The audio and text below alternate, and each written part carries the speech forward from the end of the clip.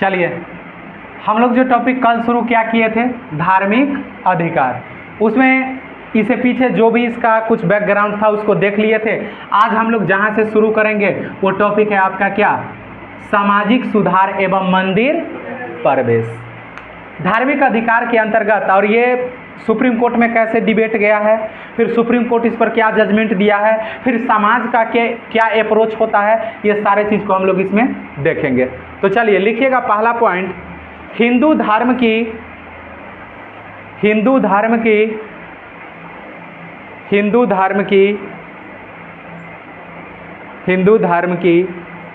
सार्वजनिक प्रकृति की, हिंदू धर्म की सार्वजनिक प्रकृति की, हिंदू धर्म की सार्वजनिक प्रकृति की, सार्वजनिक प्रकृति की मंदिर में, सार्वजनिक प्रकृति की मंदिर में, मंदिर में हिंदू धर्म के, हिंदू धर्म के, हिंदू धर्म के सभी वर्गों और, सभी वर्गों और समुदायों, सभी वर्गों और समुदायों को प्रवेश का अधिकार, को प्रवेश का अधिकार, को प्रवेश का अधिकार तथा राज्य के द्वारा, तथा राज्य के द्वारा, राज्य के द्वारा सामाजिक कल्याण के कार्य को, राज्य के द्वारा सामाजिक कल्याण के कार्य को धार्मिक अधिकार पर, धार्मिक अधिकार पर, धार्मिक अधिकार पर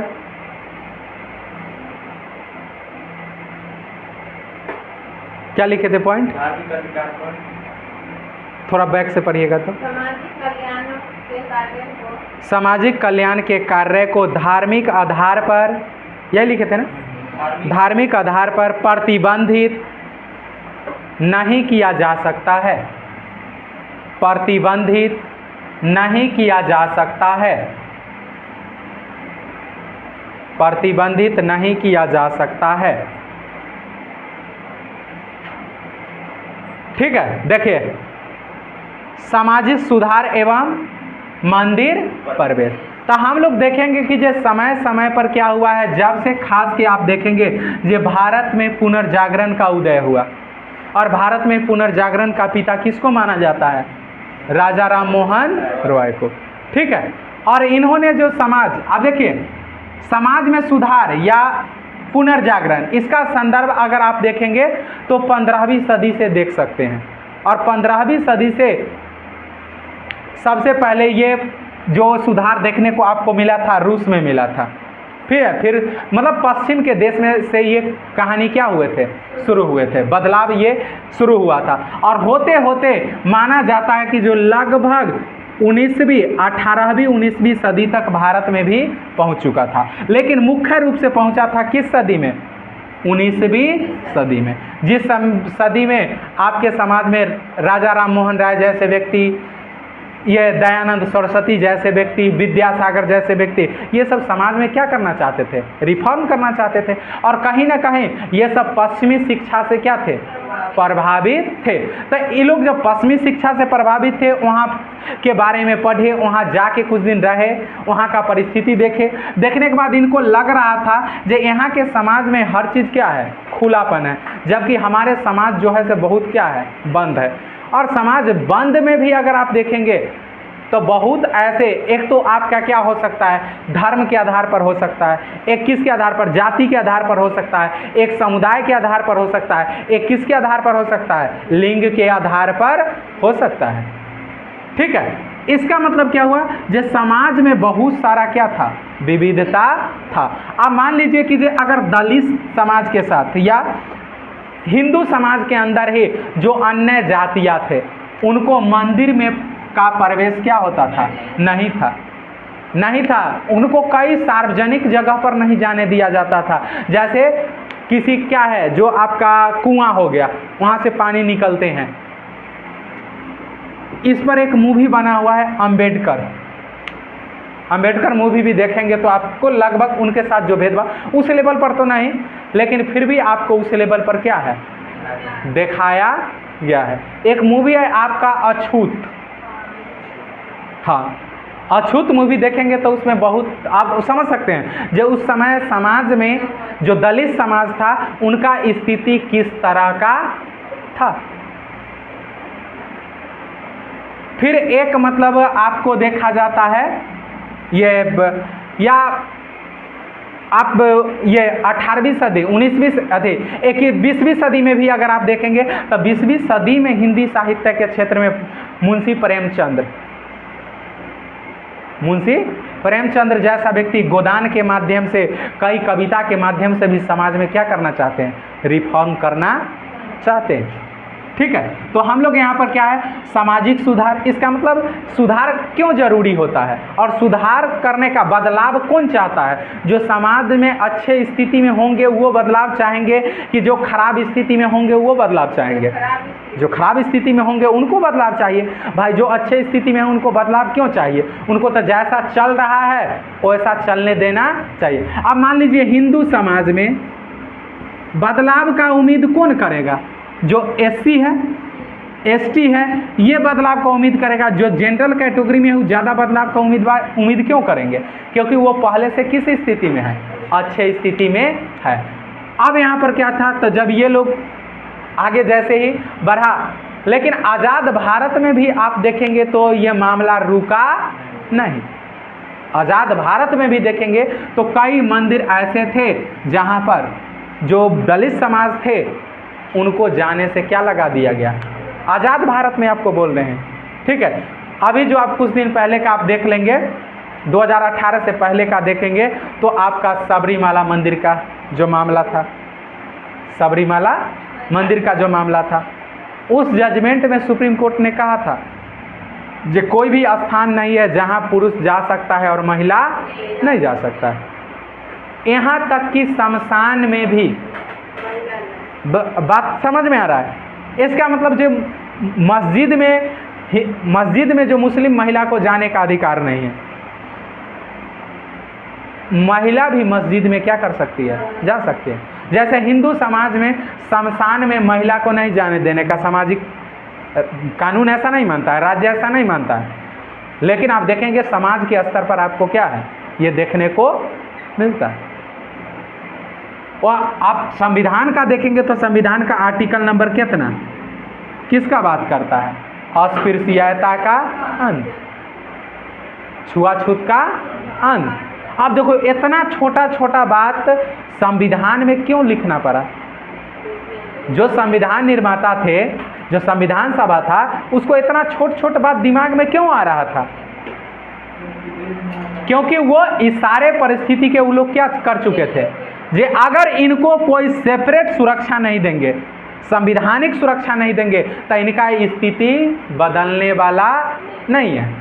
पता चलेगा क्या कि जे अंग्रेजों से आज़ादी मिल गया और मतलब गोरे चमड़ी से आज़ादी मिल गया और कुछ काले चमड़ी वाले ने हमें क्या बना लिया, गुलाम बना लिया। हम लोग तो भाई काले चमड़े वाले हैं ना, गोरे चमड़ी वाले तो वो थे। ठीक है, तो इसीलिए इतना छोटा बात, ये सब बात लिखने का, अच्छा इतना छोटा बात जो किसी के साथ भेदभाव नहीं करना, छुआछूत नहीं करना, ये सब संविधान, मंदिर में सभी को प्रवेश देना, ये सब कहने का, संविधान में लिखने का बात था कि समाज में ये सब खुद से सुधारने का बात था, खुद से। लेकिन कहीं ना कहीं लग रहा था कि अगर नहीं करेंगे तो समस्याएं हो सकता है। तो इसमें कहा गया जो भी सार्वजनिक रूप से, सार्वजनिक प्रकृति का जो क्या होंगे, मंदिर होंगे, उसमें किसी के साथ किसी के आधार पर भेदभाव नहीं किया जाएगा। ठीक है, अब अगला पॉइंट लिखेंगे, दूसरा पॉइंट लिखेंगे धार्मिक अधिकार एवं धर्मांतरण का मुद्दा। धार्मिक हेडिंग, धार्मिक अधिकार एवं धर्मांतरण का मुद्दा। उसमें एक ही पॉइंट था। हाँ, उसमें एक ही पॉइंट था भाई। धार्मिक अधिकार एवं धर्मांतरण का मुद्दा। धार्मिक अधिकार एवं धर्मांतरण का मुद्दा।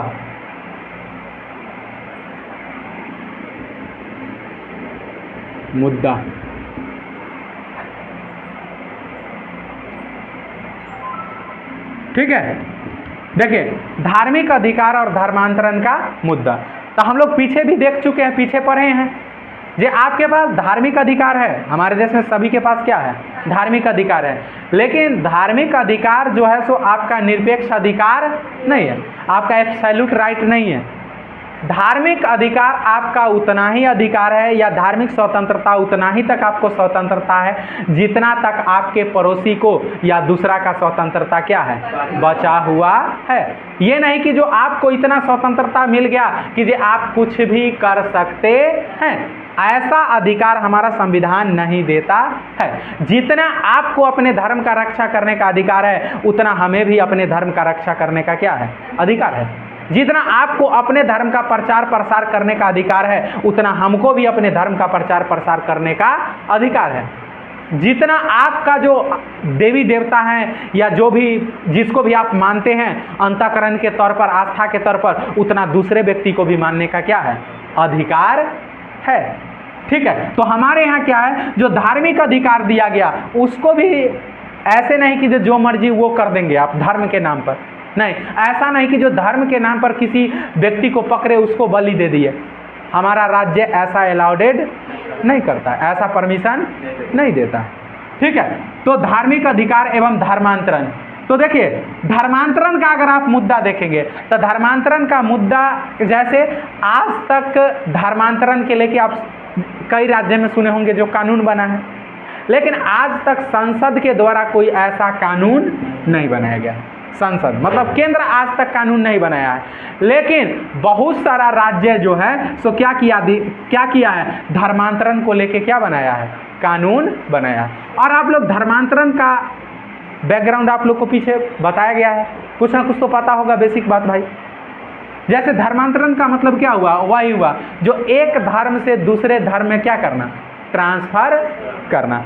अब वो हाँ, मतलब धर्मांतरण देखिए, अगर कोई अपने इच्छा से धर्मांतरण करता है, आर्टिकल 25 उसका तो परमिशन देता है। जे आप कोई अगर अपने इच्छा से, अपने स्वतंत्र इच्छा से, बिना किसी के दबाव में आए हुए, बिना किसी लोभ के, बिना कोई लालच के, बिना उसका मानसिक स्थिति सही रहना चाहिए, बात आ रहा समझ में, बिना किसी प्रलोभन का, अगर या उसको डराया धमकाया नहीं गया हो, सिंपल अवस्था में अगर कोई धर्म परिवर्तन करता है तो राज्य को उससे कोई मतलब नहीं है। लेकिन अगर किसी को डरा के, किसी को धमका के, या किसी को नौकरी का, पेशा का, स्वास्थ्य का, किसी तरह का क्या करके झांसा देके, या किसी को दबाव बना के अगर धर्म परिवर्तन करवाया जाता है तो राज्य इसको क्या करेगा? रोकेगा।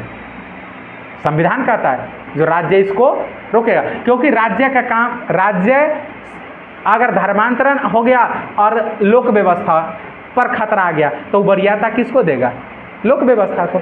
क्योंकि अगर एक धर्म दूसरे धर्म पर आक्रामक हो जाए, अगर वो धर्म का परिवर्तन बड़े लेवल पर करवाना शुरू कर दे तो इससे समाज में क्या हो जाएंगे? अव्यवस्था फैलेंगे ना, समाज की स्वास्थ्यता खराब होगा ना, फिर एक दूसरे पर क्या होंगे? सांप्रदायिक दंगा का होने का क्या रहेगा?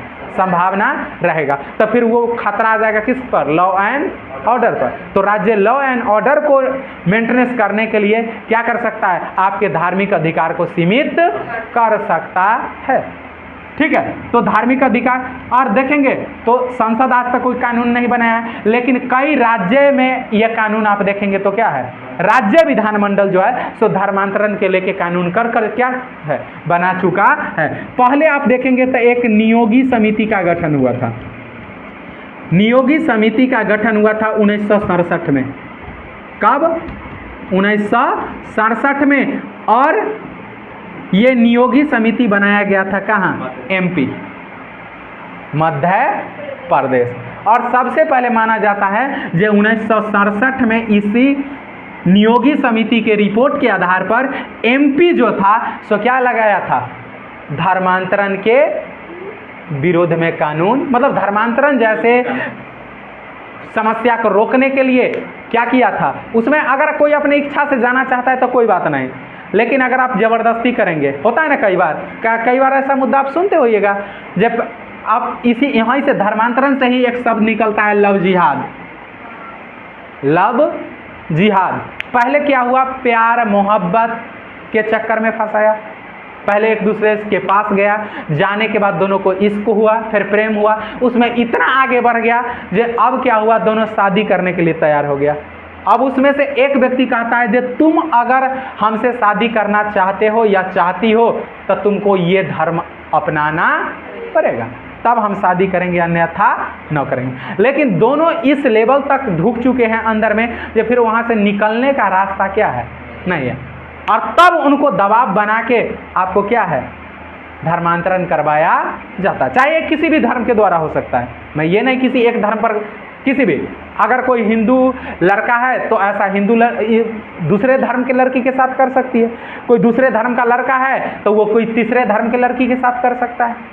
यह किसी एक धर्म का मुद्दा क्या है, नहीं हो सकता है।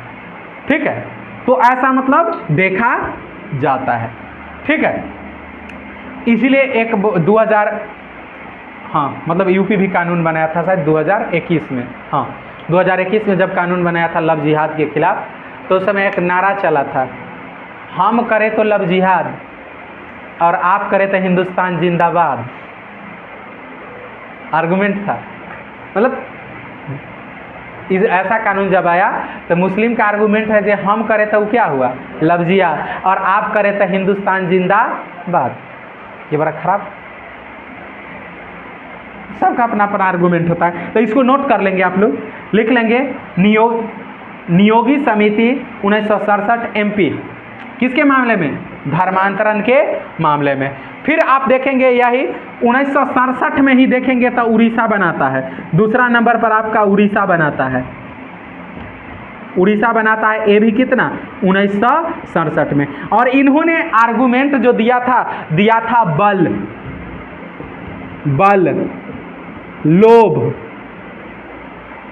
लोभ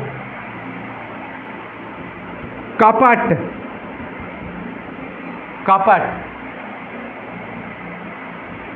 अगर इसमें से किसी भी आधार पर किसी का धर्मांतरण करवाया जाता है तो अपने आप में उसको क्या माना जाएगा, गैर कानूनी माना जाएगा, और उसको इस अधिनियम के द्वारा उसको क्या किया जाएगा, इस कानून के तहत उसको पनिशमेंट दिया जाएगा। तो कोई अगर बल का प्रयोग मतलब समझते हैं ना, ताकत का प्रयोग करके जबरन, अरे बल का मतलब क्या हुआ, जबरन। जैसे आप एक मूवी देखे होंगे, केरला स्टोरी, देखें आप लोग, आया था तब विवाद हुआ था। जैसे अभी इमरजेंसी का पेज फंसा हुआ है, कंगना रनौत, कल हो रिलीज होने वाला था ना, नहीं हुआ, सेंसर बोर्ड जो था सो सर्टिफिकेट नहीं दिया, तो नहीं हुआ रिलीज। ठीक है, वही तो उस समय केरला स्टोरी के समय में भी हुआ था, लेकिन फिर कितना जद्दोजहद होने के बाद कई राज्य में देखेंगे, दक्षिण भारत के कई राज्य बैन कर दिए गए थे, और वही बीजेपी शासित राज्य में फ्री दिखाया गया था। बात है समझ में? तो वही होता है, सबका अपना अपना एजेंडा है, किससे किसको दुकान चलेगा, तो अपना अपना दुकान सबको चलाना है। किसी को लगता है इसको दिखा देंगे तो मेरा दुकान अच्छा चलेगा, किसी को लगता है नहीं दिखाएंगे तो मेरा दुकान अच्छा चलेगा, तो सब अपने अपने हिसाब से दुकान चलाते हैं। ठीक है, चलिए, तो क्या है, 1967 में जब उड़ीसा कानून बनाया और इन्होंने लागू किया तो कहा अगर बल का प्रयोग करके, बल मतलब जबरन, अगर किसी के साथ धर्मांतरण होता है तो उसको अपराध माना जाएगा। फिर कहा लोभ मतलब समझते हैं ना, लालच, जैसे नौकरी का लालच दे दिए। जैसे कई बार क्या हुआ, आपके पेट में दर्द था, वो आया कि चलो तुमको एक बाबा के यहाँ ले जाते हैं, और वो बाबा आपके पेट में दर्द था, पेट में क्या था, दर्द था, या सिर में दर्द था, कुछ ऐसा था, और वो पहले से मान लीजिए कि जो पेट में दर्द के लिए ORS या पीफेज का घोल के रख लेता पानी में, बात आ रही समझ में, या हम मतलब उस तरह का कुछ किए हुआ था, या सिर का दर्द है तो पहले से पानी में डिस्प्रिन को घोल के मिला लेता, और आपको गया, वो अंदर गया और एक गिलास में वो उसी में से पानी निकाल के आया और वो जो उसका धर्माधीश था, बाबा था, उसको दिया और वो 3 बार फूंक मारा और आपको दिया, पी लो बच्चा, और आप उसको क्या कर लिए, पी लिए, और कुछ देर बैठे आपका पेट का दर्द क्या हुआ, ठीक हो गया। अब वो आपको कहता है कि देखो सिर्फ बाबा 3 बार फूंक मार दिए तो तुम्हारा पेट का दर्द ठीक हो गया, सिर का दर्द ठीक हो गया, पता नहीं तुम इस धर्म में आ जाओगे तो क्या क्या होगा। ये क्या किया जा रहा है, लोभ दिया जा रहा है, लोभ दिया जा रहा है।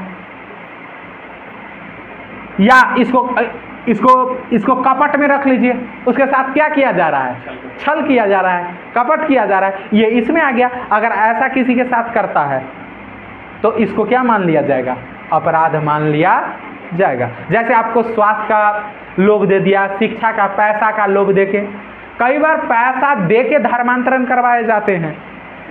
आपका जो अभी जो योजना, एक प्रोजेक्ट चला हुआ है, हमें ध्यान से उतरा हुआ है, जिसके तहत मतलब जो है सो सिख का जो मतलब अभी चला हुआ है, सिख धर्म अपनाने का, जिस पर अभी आरएसएस काम कर रहा है, घर वापसी का। क्योंकि ये क्या किया, एक योजना के तहत, एक प्रोजेक्ट के तहत, जितने भारत के कई राज्य थे जहाँ पर जो है सो ट्राइबल सेक्टर रहता है, एसटी रहता है, एसटी तभी भी पता है, जिस एसटी समुदाय अभी भी मुख्य समाज के मुख्य धारा से बहुत क्या है, पीछे है। जनजाति वगैरह का बात करेंगे तो बाहर है ना, और उन लोग को उतना समझ नहीं है। इन लोग को क्या किया, वहाँ पर ये लोग जाके आकर क्या किया, टारगेट किया, और उन लोग को स्वास्थ्य का मतलब दिया, शिक्षा का दिया, बाकी उन लोग को 10-10 हज़ार 20-20 हज़ार रुपया दिया। इस तरह से मतलब क्या है, और वहाँ पर वो लोग बड़े लेवल पर अति कैंप बनाए हुए हैं, उनका संगठन चलता है, और उस संगठन में एक क्या होते हैं, एक जो होता है सो प्रचारक होता है, और वो प्रचारक का काम होता है जो एक व्यक्ति को अगर वो धर्मांतरण करवा देगा तो उसको 2000 रुपया मिलता है एक व्यक्ति का, प्लस में जो धर्मांतरण करके इसमें आएगा उसको 10,000 रुपये मिलेंगे, प्लस में उसको शिक्षा की गारंटी दिया जाता है, स्वास्थ्य की गारंटी दिया जाता है। तो इस तरह की समस्याएं सब क्या है, चलता है। चलिए, तो ये हो गया। इसके बाद अगला राज्य देखेंगे तो एमपी आपका हो ही गया, उड़ीसा हो ही गया। उसके बाद लिख लीजिए 3-4 राज्य का नाम लिख लीजिए, बेसिक सब में यही है, जो इस आधार पर किसी का धर्मांतरण क्या है, नहीं होना चाहिए। लिख लेंगे। अगला पॉइंट लिख लीजिएगा, तमिलनाडु, तमिलनाडु, तमिलनाडु, हिमाचल प्रदेश, हिमाचल, तमिलनाडु, हिमाचल, अरुणाचल, अरुणाचल, गुजरात, राजस्थान, राजस्थान, छत्तीसगढ़, और सबसे लेटेस्ट बाबा बनाए हैं यूपी। ठीक है, 2021 में यूपी में बना। यूपी तो और ज़्यादा कठोर कानून है। ये एक कठोर कानून है जो अगर किसी को दूसरे धर्म में भी शादी करना है या धर्मांतरण करना है तो नज़दीकी जो मजिस्ट्रेट होगा, मजिस्ट्रेट का मतलब डीएम, नज़दीकी जो या तो डीएम के पास जाएगा, अन्यथा मजिस्ट्रेट, मजिस्ट्रेट का मतलब जो जिला न्यायालय है वहाँ, मजिस्ट्रेट के पास जाएगा और उस मजिस्ट्रेट को धर्मांतरण करने से 30 दिन पहले क्या करना पड़ेगा, सूचना देना पड़ेगा, और प्लस में 4 गवाह पेश करने पड़ेंगे जी हाँ मेरा मानसिक स्वास्थ्य ठीक है, मैं अपनी इच्छा से जा रहा हूँ, ना हमें कोई प्रलोभन दिया गया है, ना हमें कोई दबाव दिया गया है। और फिर इस 30 दिन के अंदर जब वो एप्लीकेशन देंगे तो जिला लेवल का अधिकारी, एसपी रैंक का अधिकारी जो होगा सिर्फ जाके उस स्तर पर जांच करेगा, ज़मीनी स्तर पर, ज़मीनी बैकग्राउंड के स्तर पर, और वो जांच करेगा, फिर उस पर कमेटी गठन होगा और कमेटी जो रिपोर्ट देगा तब जाके उसका धर्मांतरण होगा, अन्यथा नहीं होगा। ये नहीं कि जो आ जाइए और 4 बार आपको फूंक मार दिए और आपका क्या हो गया, धर्मांतरण। अच्छा, ये क्या है, ये इससे बड़ा खेल कोई हो सकता है? आप मान लीजिए अगर धर्म नाम का चीज़ कोई है भी, अगर आप मानते भी हैं तो ऐसा हम कहें कि आ जाओ मेरे पास आ जाओ, और 3 बार आपको क्या कर दिए, फूक मार दिए 3 बार, फू फू फू, और कहे अब तुम आ गए कहाँ, हिंदू से अब मुसलमान से तुम क्या बन गए, हिंदू। और वो कहता है आ जाओ, एक घोट पानी आपको पिला दिया 3 बार फूक मार के, और कहा अब तुम आ गए कहाँ, मुस्लिम में।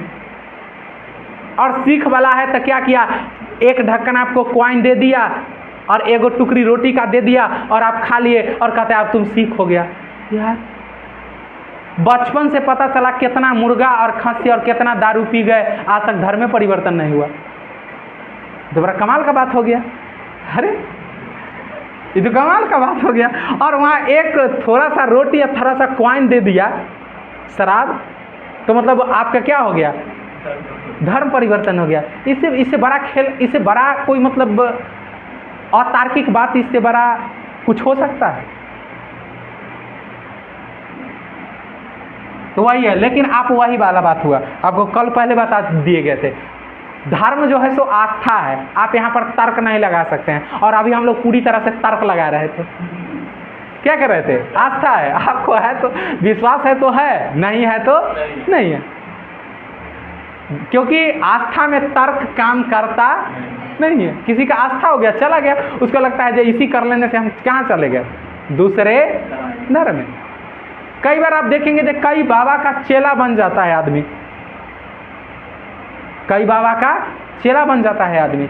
और इसी पर कहा, ये कहे थे, एक कोई व्यक्ति था, नाम याद नहीं आ रहा है, वो बोला था जो किसी व्यक्ति का पूजा नहीं होता है, किसी भगवान का पूजा नहीं होता है, किसी भगवान का पूजा नहीं होता है, भगवान के बारे में जो बताता है उसका पूजा होता है।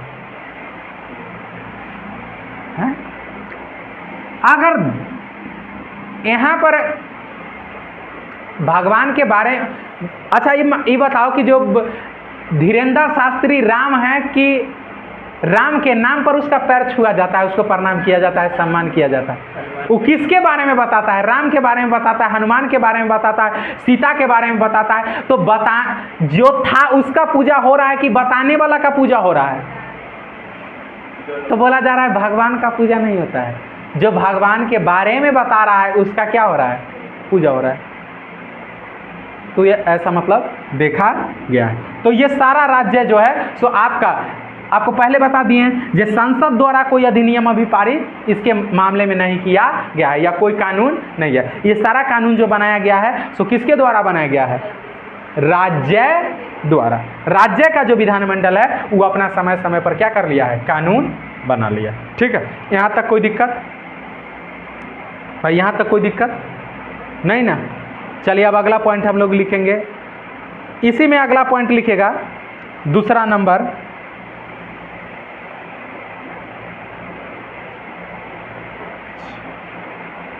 दूसरा नंबर पॉइंट लिख लीजिएगा।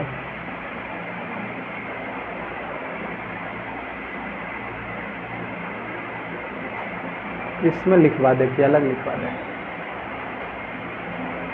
लिखिए इसी में ऐसा कर लो ना, ये पूरा को पॉइंट नंबर 1 कर दो, वहाँ नीचे से 2 कर दो, हाँ हाइफन देके दूसरा नंबर पॉइंट कर दीजिए। ये पूरा मान लीजिए जितना लिखवाया गया ना, इसे पॉइंट नंबर 1 में था। दूसरा में लिखिएगा राज्य नैतिक, राज्य नैतिक, राज्य नैतिक प्रतिपक्ष को, राज्य नैतिक प्रतिपक्ष को हतोत्साहित करने के लिए, हतोत्साहित करने के लिए, हतोत्साहित करने के लिए, हतोत्साहित करने के लिए इसका उपयोग संभव है, इसका उपयोग संभव है।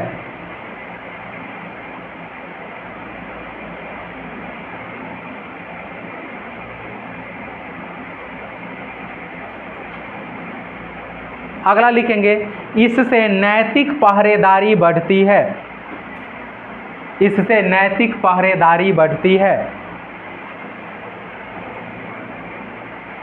इससे नैतिक पहरेदारी, नैतिक पहरेदारी बढ़ती है, नैतिक पहरेदारी बढ़ती है। नैतिक पहरेदारी बढ़ती है।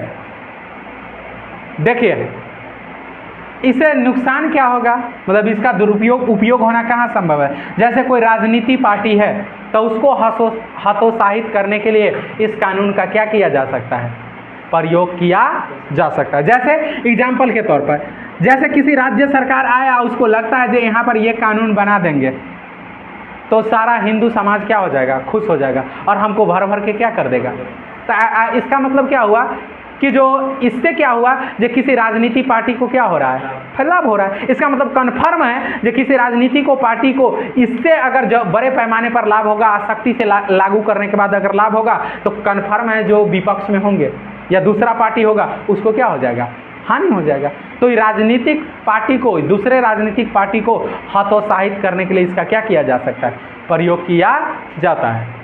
और ये जितना देखेंगे तो जितना कानून जो लाया गया इस सब जो है सो बीजेपी शासित राज्य है। और जब राज्य में बीजेपी रहा तो क्या किया, इसको लेके आया। मतलब ज़्यादातर इसमें जो है सो आपका जिस समय बीजेपी आया सत्ता में उसी समय, अब जैसे उड़ीसा का देखेंगे तो उड़ीसा का भाई अलग इतिहास है।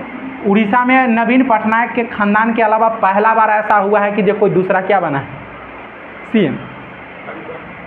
अभी तो बीजेपी का बना है, अभी बीजेपी का इस बार जो चुनाव हुआ इसमें तो बीजेपी जीता है ना, जो लोकसभा के साथ चुनाव हुआ। मतलब पहला बार ऐसा देखा गया है जो मतलब कि जो कई लगभग 24-25 साल के बाद जाके वहाँ पर सत्ता क्या हुआ है। और इससे पहले इन्हीं का मतलब पिताजी वहाँ पर क्या थे, नहीं उनका अपना वहाँ का पार्टी था ना, क्षेत्रीय पार्टी ना, किस में नहीं था, वो क्षेत्रीय पार्टी था, अकेले लड़ा था चुनाव, अकेले लड़ा था चुनाव। जैसे यहाँ बिहार का अब, हाँ तो ये एनडीए में है लेकिन वो नहीं था, हाँ वो क्षेत्रीय पार्टी। जैसे आरजेडी हो गया, ये सब कौन हो गया, राज्य का पार्टी हो गया। चलिए अब अगला हम लोग पॉइंट लिखेंगे। उसके बाद देखिए इससे क्या होता है, नैतिक पहरेदारी क्या होता है, बढ़ता है। इस कानून को लागू करने से नैतिक पहरेदारी, नैतिक पहरेदारी का मतलब क्या हुआ, ये मत करो, ये करो, ऐसा करना अच्छा नहीं रहेगा, ऐसा करेंगे तो अच्छा रहेगा। इसका मतलब क्या है, सब के सब एक दूसरे का सिर्फ क्या पढ़ाने में तुला हुआ है, नैतिकता के पाठ। और समाज में ज़्यादा नैतिकता के पाठ भी होने लगे तो ये अपने आप में चिंता का विषय। और ज़्यादा नैतिकता का पाठ चलेंगे तो आपका मूल अधिकार, फंडामेंटल राइट रहेगा कि ख़त्म हो जाएगा। समाज तो नैतिक क्या है, अनैतिक क्या है, इसका फिक्स डिफिनीशन कोई थोड़ी है। सभी समाज अपने अपने हिसाब से क्या कर लेता है, नैतिकता का डिफिनीशन तय कर लेता है। आपके समाज में मतलब अच्छी महिला या सुशिक्षित महिला या सभ्य महिला किसको माना जाएगा? अगर 50 साल की महिला है, उस साड़ी पहनती है, आराम से रहती है, तो उसको क्या मान लिया जाएगा, ये सभ्य है, सुशील है। अमेरिका के समाज में, ब्रिटेन के समाज में क्या है, अगर 50 साल की महिला है वो स्कर्ट पहनती है तो उसको क्या माना जाएगा, सभ्य माना जाएगा। अरे जो आपके यहाँ अगर 50 साल की महिला स्कर्ट पहन के रोड पर निकल जाए और कहे गुड मॉर्निंग डैडी जी या गुड मॉर्निंग जो भी इस तरह का अगर सुबह का निकल के करने लगे, उसके बाद पता है समाज के हालात क्या हो जाएंगे। वहाँ पर क्या है, सुबह सब निकला है, सब अपना अपना मतलब कि जो मिनी पैंट में है, गंजी में है, टी शर्ट में निकला, सब एक दूसरे को हाय हेलो करता है। आपके यहाँ कोई कर ले, क्या होगा? समाज समाज समाज पर डिपेंड करता है ना। हाँ, इसका मतलब आपका क्या हुआ, जैसे वही छोड़िए ना, अगर कोई इस्लामिक कंट्री है, जैसे पाकिस्तान हो गया, अफगानिस्तान हो गया या सऊदी अरब तो खराब रोक लगा दिया, लेकिन पाकिस्तान हो गया, अफगानिस्तान हो गया, अगर यहाँ पर 12 साल की बच्ची अगर बुर्का पहन के निकले तो सारा समाज उसका एग्जाम्पल देगा, जब फलना के बहू बेटी से सीखो, फलना के भतीजी से सीखो। और एग्जाम्पल देता है ना, नैतिकता के चरम सीमे होंगे, उनको राष्ट्रीय अवार्ड दिया जाएगा जब 12 साल की बच्ची किस में निकल रहा है, और उनका जो भी राज्य का सबसे बड़ा रत्न होगा वो दिया जाएगा पुरस्कार। फ्रांस में कोई महिला या बच्ची बुर्का पहन के निकल जाए रोड पर राज्य शाम में ही क्या कर देगा, जखनी निकलेगा वो खनिय राज्य फांसी पर लटका देगा। अब ये बताइए ना, जो नैतिक कौन हुआ? तो राज्य, कानून और समाज डिसाइड करता है कि जो आपके लिए नैतिक क्या है और अनैतिक क्या है। अब क्या, और अपने समाज में देखिए, आप जिस समाज में रह रहे हैं उस समाज में 50 साल के बाद व्यक्ति कहाँ चला जाता है, संन्यास ले लेता है, गीता हाथ में चल जाता है, रामायण हाथ में चल जाता है, हमेशा किसी मंदिर के द्वार पर बैठने का कोशिश करता है ना। मतलब उनके अंदर अलग तरह का। आप ब्रिटेन में चले जाइए, अमेरिका में चले, 55 साल के हैं और पार्क में बैठ के चोंच में चोंच लड़ा रहे हैं। ये क्या है? उनके समाज के लिए क्या है? यहाँ 50 साल के उम्र में भगवान के शरण में चला जाता है, भगवान के शरण खोजता है। वहाँ 55 साल के व्यक्ति या 60 साल के व्यक्ति भी क्या खोजते हैं? गर्लफ्रेंड खोजते हैं या बॉयफ्रेंड खोजते हैं। ये क्या है? समाज का तो ही अंतर है ना। इसका मतलब आप क्या मानेंगे, यहाँ अगर कोई खोजना शुरू कर देता फिर लफड़ा हो जाएंगे, बोलेंगे कितना नीच है ये वो। तो ये क्या है? समाज पर डिपेंड करता है। तो सारा समाज सबको सिर्फ क्या देना शुरू कर देगा? नैतिक शिक्षा। बात आ रही समझ में? जैसे भारत में नैतिक शिक्षा का सबसे बड़ा मसीहा कोई था तो कौन था? गांधी। गांधी आप बोल सकते हैं जो नैतिक शिक्षा देने में बहुत क्या थे, आगे थे। अब अभी का मान लो कोई युवा 10 जगह फाटल जींस पहन ले, अभी का तो दौर यही है, जब नीचे से ऊपर तक फाटल जींस पहन ले, थोड़ा मतलब स्पाउस वगैरह कानून में कंडूलर पहन लिया है, थोड़ा मतलब ये हैंड बैंड क्या होता है, हेयर बैंड लगा लिया है, थोड़ा मतलब कि जो टीका उका लगा लिया और निकल जाए रोड पर एक लाठी लेके और एक चश्मा लगा के, और सबको मतलब हरकाते रहे जो तुम्हारे वजह से देश खतरा में है, सही कपड़ा नहीं पहनते हो, तुम नीच हो, तुम्हारे वजह से मतलब ये सब दुर्घटनाएं होते हैं। बात आ रहा है समझ में?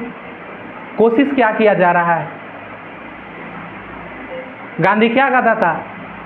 जैसे उनका तो आप देखे होंगे ना कि जो एक बच्चा था जिसको गुड़ खाने का क्या था, आदत था, बहुत गुड़ खाता है, उसका घर वाला उसको समझा के क्या हो गया, परेशान हो गया।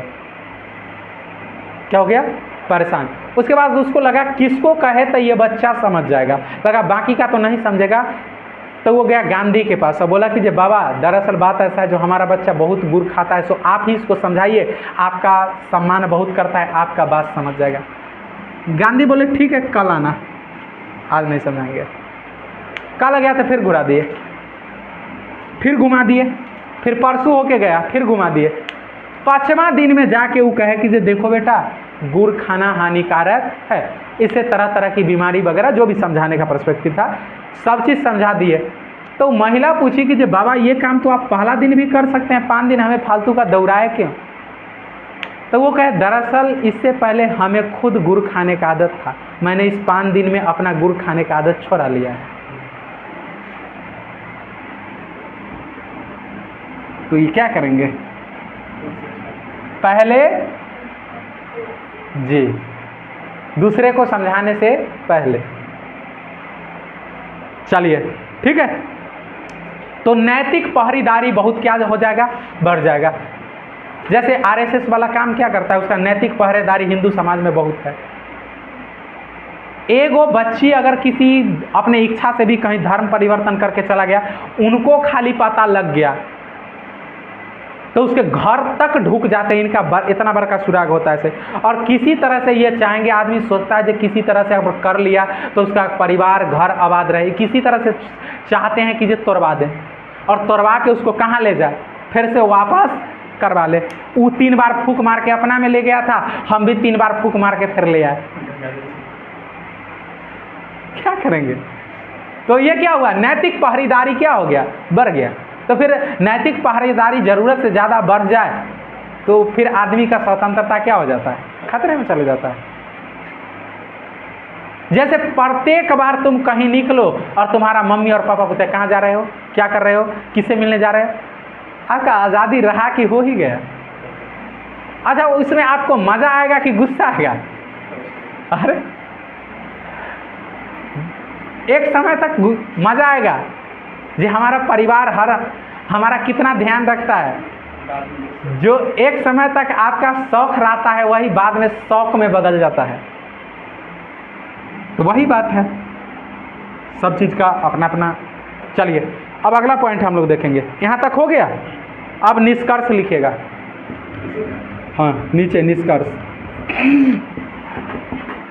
निष्कर्ष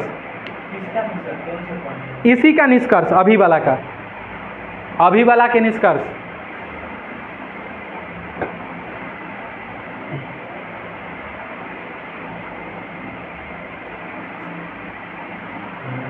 लिखेंगे धर्म आस्था से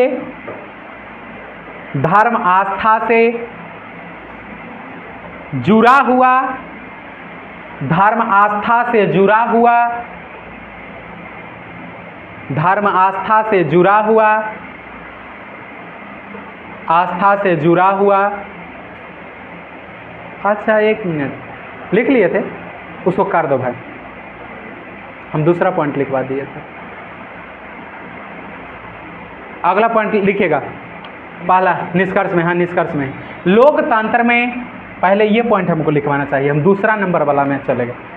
लोकतंत्र में अभिव्यक्ति की स्वतंत्रता, लोकतंत्र में अभिव्यक्ति की स्वतंत्रता, लोकतंत्र में अभिव्यक्ति की स्वतंत्रता,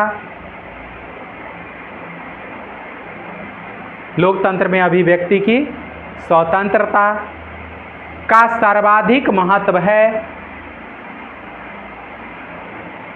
लोकतंत्र में अभिव्यक्ति की स्वतंत्रता का सर्वाधिक महत्व है, का सर्वाधिक महत्व है।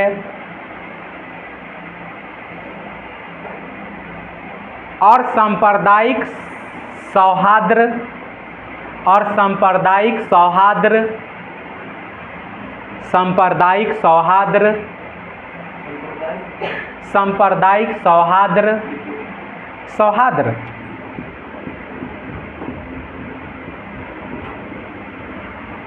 सौहार्द, सांप्रदायिक सौहार्द के नाम पर राज्य के द्वारा, सांप्रदायिक सौहार्द के नाम पर राज्य के द्वारा नागरिक स्वतंत्रता में, नागरिक स्वतंत्रता में, नागरिक स्वतंत्रता में, नागरिक स्वतंत्रता में सांप्रदायिक सौहार्द, सांप्रदायिक सौहार्द, सांप्रदायिक सौहार्द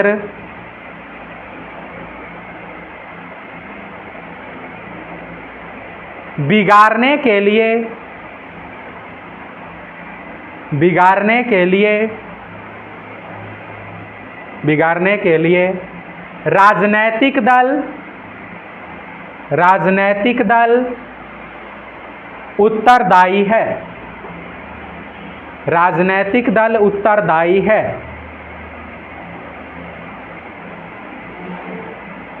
राजनीतिक दल उत्तरदायी है।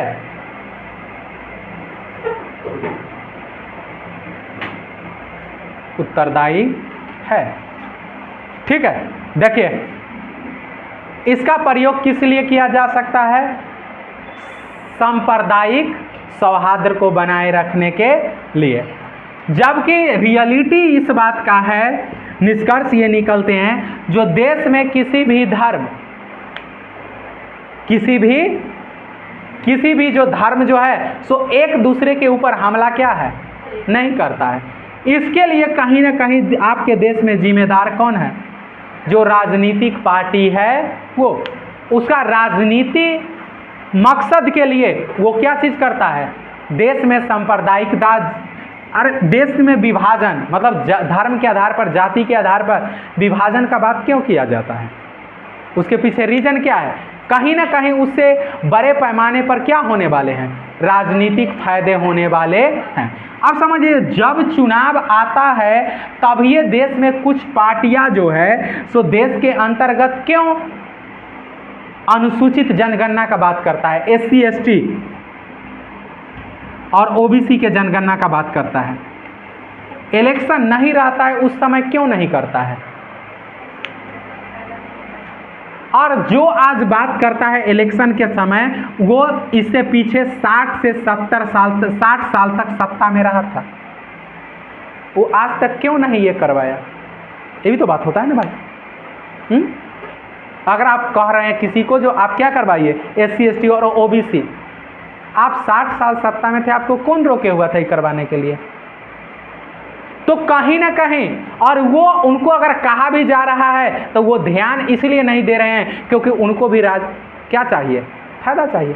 जैसे उनको लगता है कि जो अगर ये जनगणना हो जाएगा तो बाकी इनका जो भी परिस्थिति है इसका ढिंगरा फोड़ देंगे किसके माथे पर, जो सत्ता में बैठे हुए हैं उस पर फोड़ देंगे, तो उससे हमको राजनीतिक फायदा क्या है, मिल जाएगा। जबकि जो सत्ता में उसको लगता है कि जो ये करवा देंगे, इसका आंकड़ा जारी कर देंगे, तो उससे हमें क्या हो जाएगा, नुकसान हो जाएगा। तब दोनों अपना अपना क्या देखता है, फायदा देखता है। कई बार कहा जाएगा कि जो हिंदू का क्या करो, आंकड़ा जारी करो, जो जनगणना के हिसाब से कितना है, कभी कहेगा मुस्लिम का जारी करो, कभी कहेगा सिख का जारी, ये सब क्या है, ये सब क्या है, कुछ नहीं है। ये सिर्फ जनता को बांटने का क्या किया जाता है, कार्य किया जाता है। अगर सांप्रदायिक दंगा अगर राज्य में होता है तो राहत इंदौरी नाम का एक शायर थे, जिनका शायद 1919 में मौत हो गया, 1919 या 21 में उनका मौत हुआ था। उनका एक बहुत प्रसिद्ध शेर था, सरहदों पर देखो तनाव है, जरा देखो तो चुनाव है क्या। मतलब उनका कहना था, सरहद पर तब ये तनाव होगा जब देश में क्या होगा, चुनाव होगा। सरहदों पर तनाव है, देखो तो जरा चुनाव है। तो सरहद पर तनाव तभी मिलेंगे जब या तो पाकिस्तान में या चीन में या कहाँ भारत में क्या रहेगा, इलेक्शन रहेगा। तो कहीं ना कहीं मतलब इस चीज़ को क्या किया जाता है, और कहीं ना कहीं सांप्रदायिक सौहार्द को बिगाड़ने में महत्वपूर्ण भूमिका जो होता है सो क्या है, राजनीतिक पार्टी का हमारे देश में होता है। जैसे जो केंद्रीय स्तर का पार्टी है, राष्ट्रीय पार्टी है, उसको लगता है कि देश में हिंदू बनाम मुसलमान का मामला हो जाएगा तो फायदा किसको हो जाएगा, बीजेपी को हो जाएगा। हिंदू बनाम मुस्लिम का मुद्दा चल गया तो फायदा किसको हो जाएगा, बीजेपी को हो जाएगा। बिहार में अगर एमओआई का समीकरण चल गया तो फायदा किसको हो जाएगा, आरजेडी को हो जाएगा। मुस्लिम और यादव, एमओआई समीकरण चल गया, बिहार में अगर सक्सेस कर गया तो फायदा किसको हो जाएगा, आरजेडी को हो जाएगा।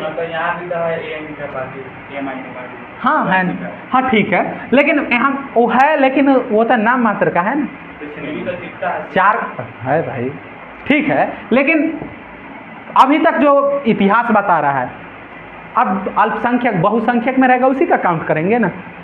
और जिसको ज़्यादा फायदा इससे मिला हो इस समीकरण से, तो एमओआई समीकरण। और इस बार के पीछे वाले चुनाव में देखेंगे, लोकसभा के चुनाव में तो समीकरण बदले हुए थे, बोले थे एमओआई प्लस एस समीकरण। इस बार सहनी भी थे ना। तो ये अगर समीकरण चलेगा तो कहीं ना कहीं क्या होगा,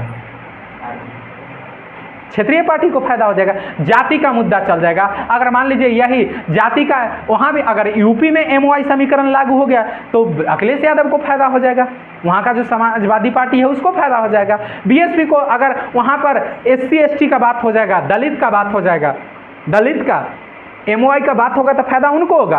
अगर वहाँ पर दलित का बात हो जाएगा तो फायदा किसको हो जाएगा, बीएसपी को हो जाएगा, बहुजन समाजवादी पार्टी। ठीक है, तो ये सब क्या है, ये कहीं ना कहीं जिम्मेदार कौन होते हैं, जो आपका राजनीतिक पार्टी है वो।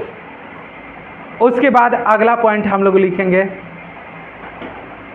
अब पॉइंट बना के नीचे लिखिएगा मिनी पॉइंट, धार्मिक स्वतंत्रता और सांप्रदायिक सौहार्द। धार्मिक स्वतंत्रता और सांप्रदायिक सौहार्द। सांप्रदायिक सौहार्द। सांप्रदायिक सौहार्द। सांप्रदायिक सौहार्द।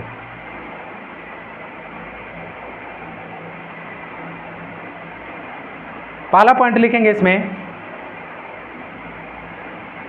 माननीय उच्चतम न्यायालय ने, माननीय उच्चतम न्यायालय ने, माननीय उच्चतम न्यायालय ने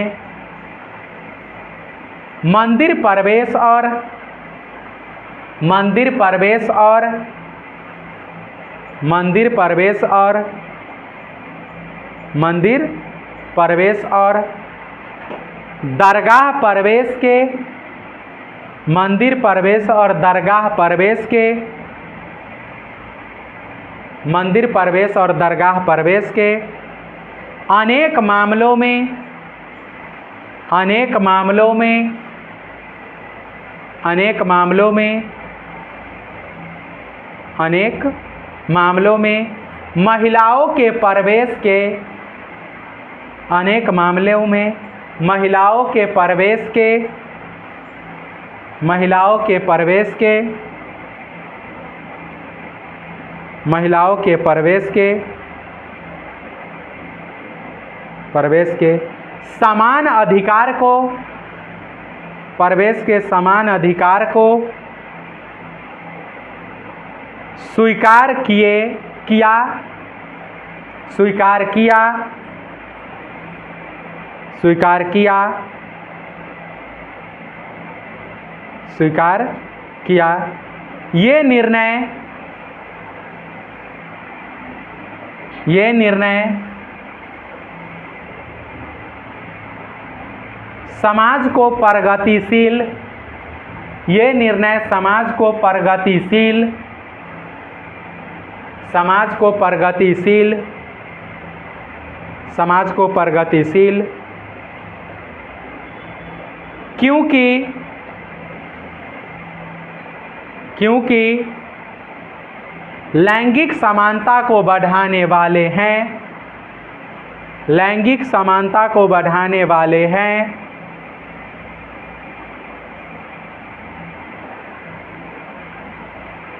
बढ़ाने वाले हैं और पितृसत्ता को, पितृसत्ता को, पितृसत्ता को के कर दीजिए, लैंग्वेज खराब हो जाएगा। पितृसत्ता के विरुद्ध है, पितृसत्ता के विरुद्ध है। अगला पॉइंट, महिला के उत्थान के लिए, महिला के उत्थान के लिए, महिला के उत्थान के लिए, महिला के उत्थान के लिए, महिला के उत्थान के लिए राज्य के द्वारा, महिला के उत्थान के लिए राज्य के द्वारा विशेष प्रावधान किया जा सकता है, विशेष प्रावधान किया जा सकता है, विशेष प्रावधान किया जा सकता है, विशेष प्रावधान किया जा सकता है।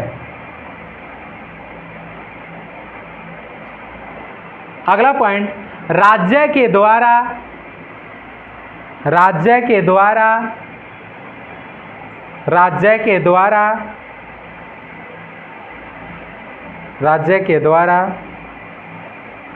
विशेष प्रावधान किए गए हैं, राज्य के द्वारा विशेष प्रावधान किए गए हैं, किए गए हैं,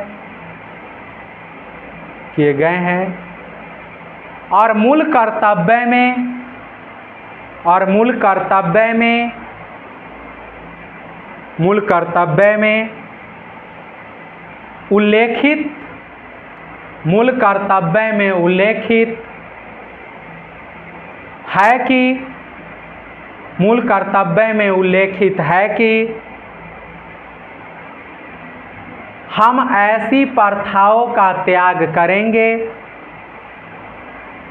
या एक मिनट, हमको जगह पर समाज लिख दो।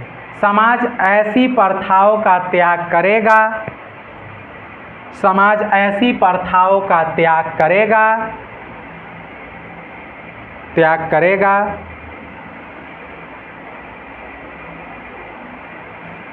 त्याग करेगा जो महिला के सम्मान के, जो महिला के सम्मान के विरुद्ध है, जो महिला के सम्मान के विरुद्ध है, जो महिला के सम्मान के विरुद्ध है,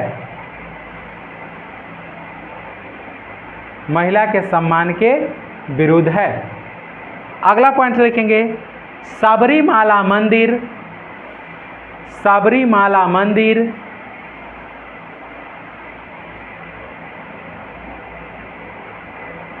सबरीमाला मंदिर में प्रवेश, सबरीमाला मंदिर में प्रवेश